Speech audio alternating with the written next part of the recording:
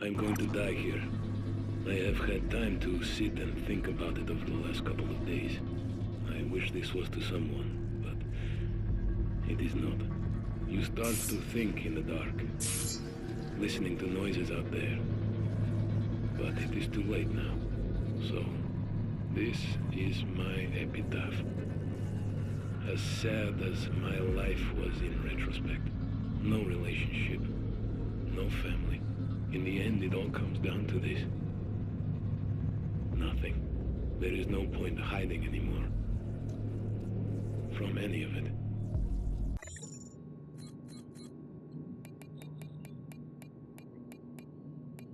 Why won't you believe me? You've seen the bodies, but I've seen him doing it. Why'd I make this up? Others have seen him too. It's just one guy. It's always the same. Bodies dismembered, missing limbs. God knows what he's doing with them. You know, I know this Liberator story happened decades ago, but what if he's back? What if it's not just urban legend? What if he's real? What if this whole mess is because of him?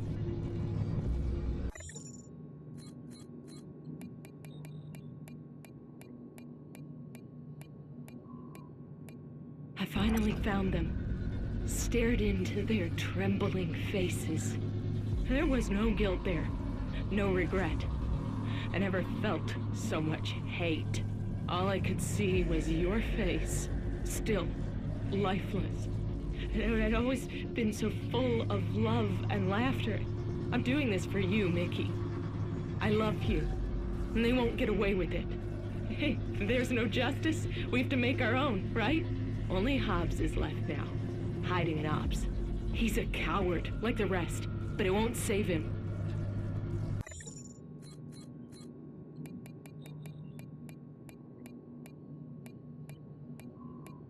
Autopsy of number D70739, Clive Henderson. Male, 28. Back, neck, and skull have been opened. Cerebrum, cervical and thoracic region of the spinal cord are exposed. All neural implants have been removed.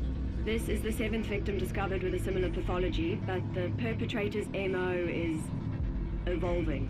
The first victim's neural implants were removed with some precision, but in the more recent cases, now tissue damage around the spinal column and brain indicate that the perpetrator may have tried to remove the implant with his bare hands.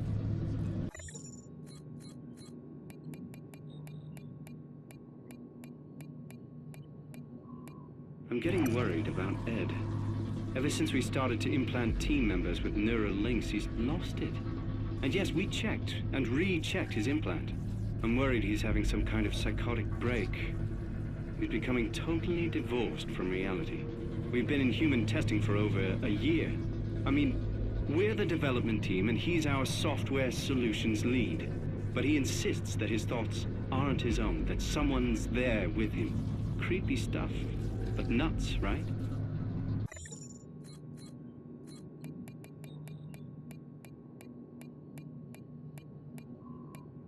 We have come into possession of evidence that links Ed Nakana, employee number 776910, to the homicides associated with the individual known as the Liberator. All indications point to the fact that he has deliberately tampered with his neural implant, including disabling its GPS function. Therefore, CreoNet cannot ascertain his whereabouts. While he's at large, he is a serious threat to staff and Creo's image if this were to get out. We need to take care of this, quickly and quietly.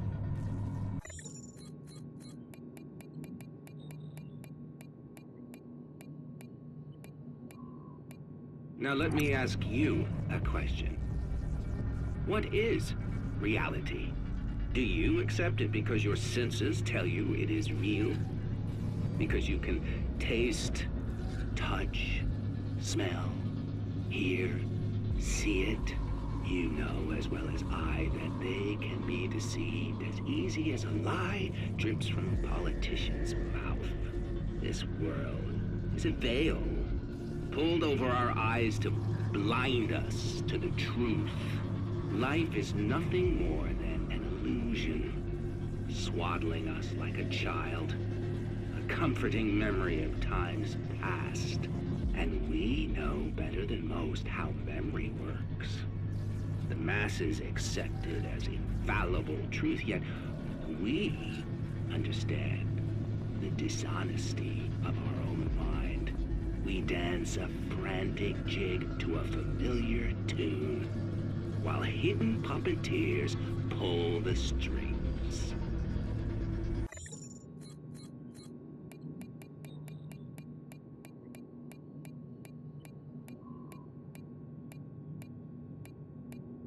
Charlene, the courier's heading your way. The program should change the formula and neutralize the Utopia effect. They didn't leave us much time. I can't believe the fools are rushing on something so potentially catastrophic. You know what to do. Upload it as fast as possible and as near to the core as you can risk. I just pray we're not too late.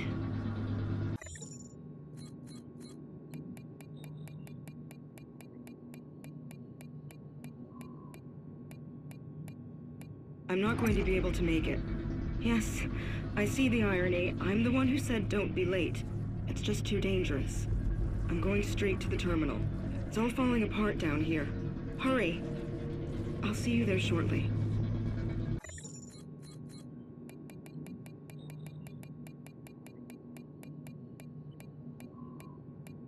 I've received notification that you will be on the way shortly to deliver the package at the designated rendezvous.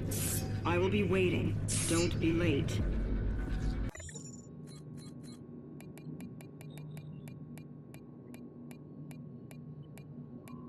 I've just received a communication from Mary Shaw. Name doesn't ring a bell? Well, it fucking should. It's Michael Shaw's sister. Candidates for the program were meant to have no family or friends. This is on your head. I expect this situation dealt with quickly and quietly.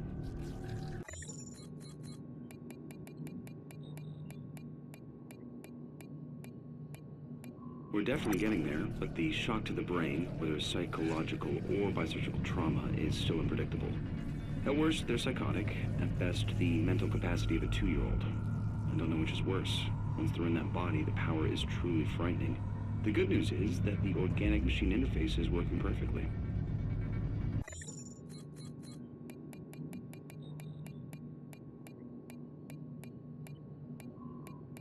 Apologies for the delay in getting back to you. Your brother was transferred to R&D on the 17th. Due to the nature of his work, he will be unable to contact you for the foreseeable future.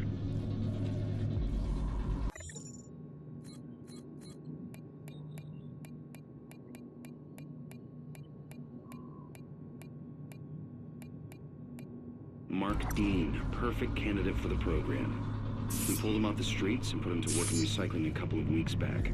He's a complete zero.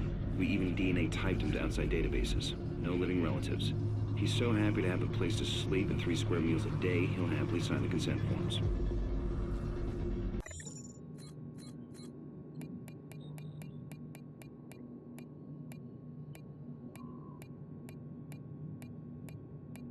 This was to be my legacy. My name would have been etched in the history books for all time. Though now I fear I will have a less than salubrious entry. If I could pinpoint a moment that I could take it back, make a change. I still can't see it. My own hubris was my undoing. Presenting myself to the world as I wanted to be seen. No mistakes, that sort of thing won't happen under my command. Even at my age. Vanity. Trying to overcome the shortcomings of resolve with a quick patch. It's ridiculous in hindsight, but we didn't see it. How could we not see it? We failed. We failed everybody. That is my legacy.